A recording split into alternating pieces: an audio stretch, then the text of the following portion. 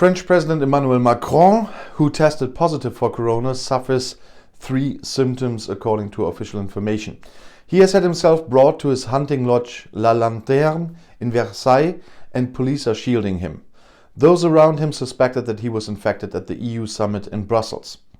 Nobody can foresee how difficult the COVID course will develop for him.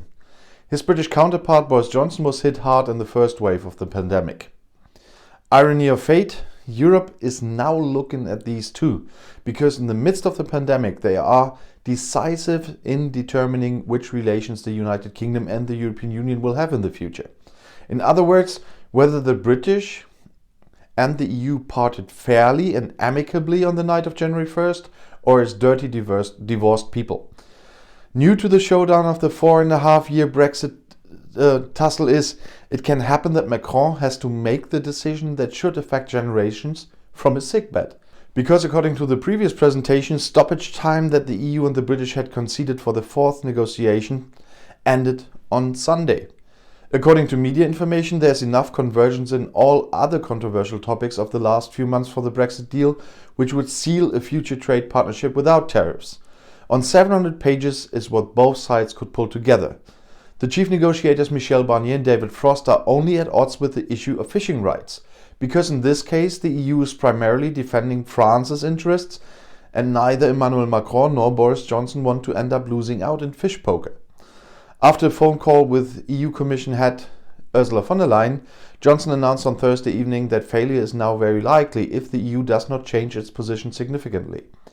British negotiator David Frost wrote on Twitter, "Progress seems blocked and time is running out." Different tones from the Commission side. There has been substantial progress, it said from Brussels. Nevertheless, big differences remained on the subject of fisheries, admitted EU boss von der Leyen, who had dinner with Macron on Sunday in Brussels, but was then tested negative. The EU side remains silent on details. British media are outraged that Brussels is calling for a 10-year preservation of the current status, which allows EU fishermen to fish in British waters. London had categorically ruled this out for a long time and even threatened the use of armed Royal Navy ships from January 1st. In the meantime, both sides are said to have moved in the direction of a compromise that will last for at least 3 years. Brexit expert Professor Ian Beck from the London School of Economics is certain. For a result, the state leaders have to intervene. It is time for the tough decisions that you are paid to make as political leaders. A compromise was not at the discretion of the negotiators, says Beck. There is too much symbolism behind the economically insignificant dispute between the fishermen from Cornwall and the fishermen from Boulogne-sur-Mer. Both heads of state stand the fishermen on their side of the English Channel. The British media take little account of Macron's illness, portraying him as unyielding and unreasonable. "Boris will not buckle," headlined the Express on Friday. One continues to be worlds apart. Well, but we all know what we have to think about the Express.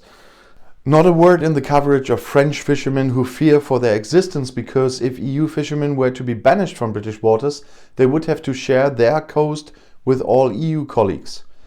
Protests, harbour closures and skirmishes are considered likely in this case.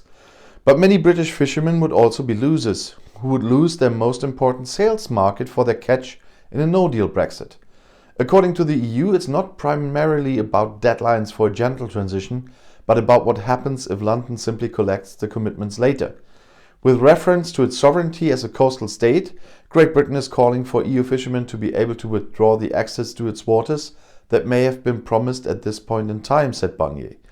The EU must then also have its sovereign right to be able to react, for example by restricting access for British companies to the European internal market.